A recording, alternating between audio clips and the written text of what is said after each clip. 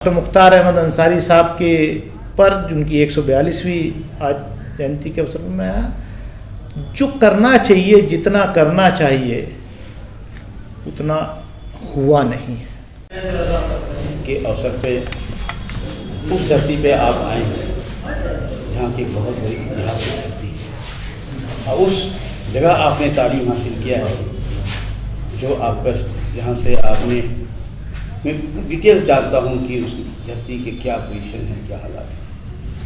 देखिए, ये मेरा सौभाग्य है कि मैं आज उस धरती पर आया हूँ जहाँ से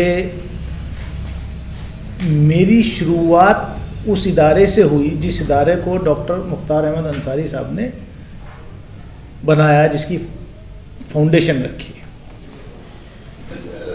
और गर्व से सीना चौड़ा हो गया कि अपने बुज़ुर्गों की जहाँ से हमने तालीम हासिल करी, उनकी उस पावन धरती पर आकर हमने महसूस किया कि लोग ऐसे ही बड़े नहीं हो जाते। हिस्ट्री है, इतिहास है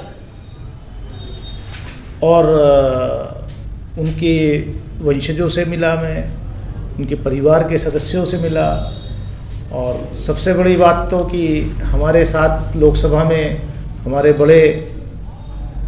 हमारे गाइड के रूप में हमारे बहुत सीनियर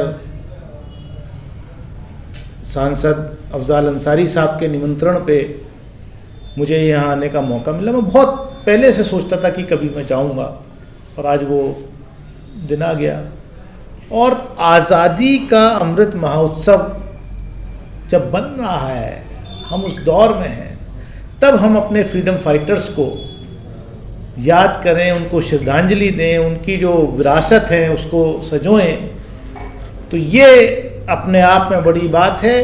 अभी तक तो मैं समझ रहा हूँ, मैं एक बात थोड़ी सी कहना चाहूँगा कि अभी तो केवल उनके परिवार के सदस्य, उनके परिवार के लोग इस विरासत को जो है सजोए हुए हैं, लेकिन आज़ादी के इस अमृत महोत्सव के उपलक्ष्य में मैं चाहूँगा कि भारत सरकार स्पेशली डॉक्टर मुख्तार अहमद अंसारी साहब के पर उनकी 142वीं आज जयंती के अवसर पर मैं आया। जो करना चाहिए, जितना करना चाहिए उतना हुआ नहीं है। कौर साहब, आपने जामिया मिलिया से पढ़ाई की है, वहाँ छात्र राजनीति भी की है। वो दौर था जब अंग्रेजी काल में आप जैसे महान लोग, मुख्तार साहब जैसे महान लोगों ने विद्यालयों की स्थापना की, विश्वविद्यालय बनाए, लंदन में जाके पढ़े। लेकिन आज तालीम की स्थिति घटती जा रही है, विद्यालय नाम के खुले जा रहे हैं, यूनिवर्सिटीज़ नाम दी जा रही है कि फलाने जगह इनके नाम पर यूनिवर्सिटी बन गई, उनके नाम पर बन गई। लेकिन महामना मालवीय जी की भी जयंती है, अभी आपको प्रकाश जी भी थे, वहाँ से निकले थे। BHU जैसा, जामिया मिलिया जैसा, अलीगढ़ विश्वविद्यालय जैसा यूनिवर्सिटी क्यों नहीं बन पा रही है? कहाँ राजनीति में खामी आई है?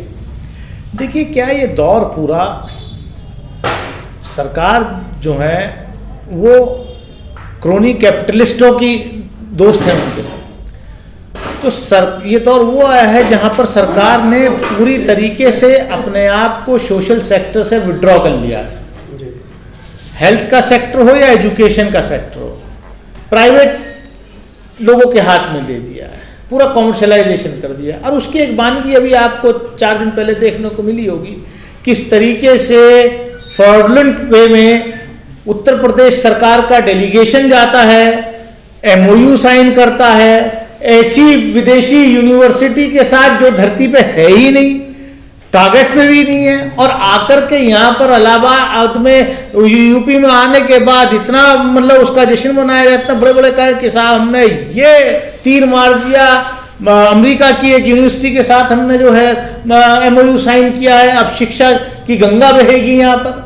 गांधी जी ने लिखा है डॉक्टर मुख्तार अहमद अंसारी के बारे में कि सबसे बड़े आशावादी कोई व्यक्ति मुझे मिले तो डॉक्टर साहब मिले। तो आप इनसे प्रेरणा लेकर के क्या आशा करते हैं? जो इतिहास को बदलने की बात हो रही है, लेकिन उस आज़ादी के अमृत महोत्सव में अभी भी जितनी उपलब्धि मिलनी चाहिए थी, जितना नाम होना चाहिए था मोहम्मदाबाद यूसुफपुर का, केवल इनके व्यक्तित्व को लेकर के आज कांग्रेस पार्टी इसके राष्ट्रीय अध्यक्ष रहे हैं मद्रास अधिवेशन के, वो भी नहीं मना रही है। इस दुर्भाग्य को कैसे बदला जाए, कैसे युवाओं को जागृति लाई जाए? देखिए, दौर ख़राब है और मैं तो यही कहूँगा, इतिहास वही लोग बदलने की कोशिश करते हैं जिनका अपना कोई इतिहास नहीं होता। और बदकिस्मती से आज जिनके पास कुंजी है देश की, उनका अपना कोई इतिहास फ्रीडम मूवमेंट में रहा नहीं। इसलिए उनको बड़ी ईर्ष्या होती है जब फ्रीडम मूवमेंट के इतिहास के पन्ने पलटे जाते हैं और नाम उन लोगों का आता है जिन्होंने आज़ादी की लड़ाई में अपना योगदान दिया, कुर्बानियां दी, तो उनको और उनके खानदानों को, उनके वारिसों को जो है उन पर हमला किया जाता है, उनको उनके बारे में परसेप्शन चेंज करने की कोशिश की जाती है, उनको बदनाम करने की कोशिश की जाती है।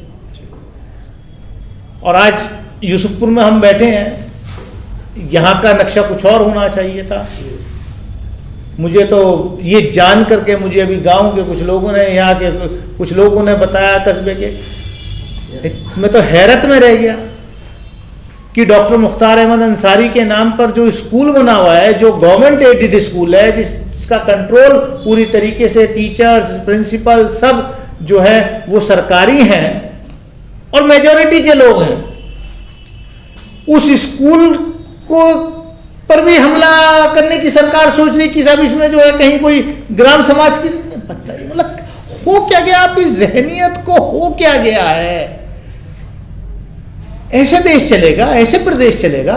किस रूप में देखते हैं? ईडी भी आई इसी कस्बे में, इसी परिवार में जांच की, लेकिन कहीं कुछ नहीं पाई। तो क्या लगता है कि बदले की भावना में राजनीति कितना पतन हो रहा है? राजनीति का बदला तो है ही नहीं भाई। बदला किससे ले रहे हो आप? ये वो परिवार है जहां मैं बैठा हूं जिन्होंने इस देश की सेवा की। Doctor Mukhtar Ahmad Ansari Indian National Congress के अध्यक्ष रहे, जिनको टर्की की गवर्नमेंट ने अपना सबसे जो हाईएस्ट सिविलियन अवार्ड था वो दिया, जिन्होंने बाल्कन युद्ध के बाद वहाँ सेवा की। और मतलब उस परिवार के लोगों को, उस इलाके के लोगों को मतलब आप कितना तंग करें? बदला तो उससे लिया जाता है जिसने आपका कुछ नुकसान किया हो। अरे देश के लिए कुर्बानी दी है, देश के लिए जो है कितना योगदान है इस परिवार का। यहाँ बैठ करके सीना चौड़ा होता है गर्व से कि हाँ हम उस गांव, उस जगह आए हैं जहां पर डॉक्टर मुख्तार अहमद अंसारी का जन्म हुआ, हम उस छत के नीचे बैठे हैं। और ये देश मिली जुली संस्कृति का देश है। आशावाद की मैं बात कर रहा था, क्या लगता है कैसे देश युवा बदलेंगे और क्या परिवर्तन आएगा? ये दौर होता है, इससे पहले भी बहुत बुरे बुरे दौर इस मुल्क ने देखे हैं। ये फेज़ है, निकल जाएगा। हम आशावादी हैं। यूसुफपुर, मोहम्मदाबाद, गाजीपुर के लोगों का संघर्ष, उनका इतिहास जो है, जब पन्ने पलटोगे तो बहुत लंबा इतिहास है। और यहाँ के लोगों को उस अपने इतिहास पर गर्व है और उनकी विरासत को हमारे जो साथ में बैठे ये लोग डॉक्टर मुख्तार अहमद अंसारी की विरासत को संभाल रहे हैं और आगे भी संभालेंगे। आपने ईवीएम पे प्राइवेट बिल पेश किया है और ठीक उसी समय में पॉपुलेशन कंट्रोल बिल पेश कर दिया गया, तो क्या समझते हैं आप? देखिए क्या है, सरकार का काम है अपना एजेंडा चलाना, नैरेटिव तैयार करना। क्योंकि सरकार के पास बताने के लिए तो बीजेपी के पास कुछ है नहीं कि पिछले 8 साल में करा किया है या पिछले 6 साल में यूपी में करा किया है। तो लोगों को व्हाट्सएप यूनिवर्सिटी के जरिए उनके दिमाग को हैक करे रही है आप। जो नौजवान पीढ़ी है, जो किसान है, जो आम आदमी, उसके दिमाग को हैक करे रही है कि इन्हीं चीज़ों में उलझाते रहिए। आप किस पॉपुलेशन बिल की बात कर रहे हैं? जिसके खुद 4 बच्चे हैं वो पॉपुलेशन कंट्रोल का बिल पेश कर रहा है। कमाल है, हद हो गई। आपकी प्राइवेट बिल पे क्या हुआ? हमने ईवीएम के बजाय बैलेट पेपर पर चुनाव कराया जाए देश में, ये हमने बिल पेश किया, बिल एक्सेप्ट हो गया, इंट्रोड्यूस हो गया। अब आने वाले इस सत्र में उस पर चर्चा होगी, जो भी होगा फैसला होगा, देखा जाएगा। जो बसपा के सांसद हैं, यकीनन आपका संदेश एक है और अपनी भाषण में भी कहा है आपने कि देश खामोश ज़रूर है लेकिन कुछ और सोच भी रहा है। 22 न्यूज़ के लिए जावेद बिन अली।